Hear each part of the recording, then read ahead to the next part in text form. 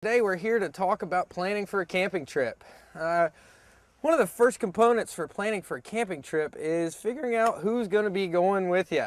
You know, sometimes you want to take your family, sometimes it's your friends, sometimes you want to go solo. But each trip has its own set of expectations and planning procedures so that the trip goes smoothly.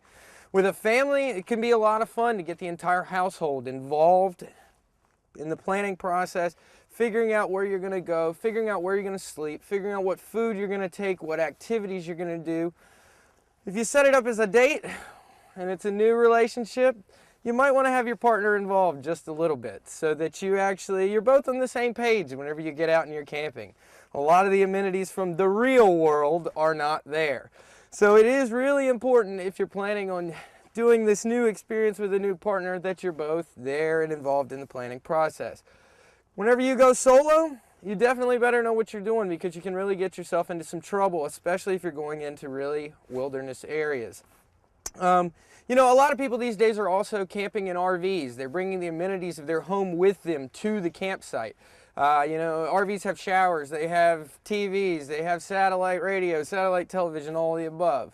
There's also boat camping. A lot of boats are just like RVs. They have the same resources and amenities.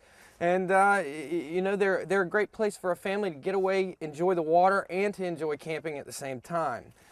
Long distance trekking or hiking over long distances is a different story. At that point, you're carrying everything on your backpack, your water, your food, your sleeping supplies, your tent, your sleeping bag, and all the resources you need to stay alive have to be carried on your back.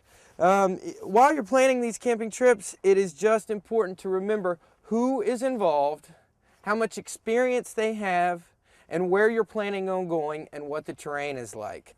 As long as you plan appropriately for a camping trip, it can be an enjoyable experience for everyone involved.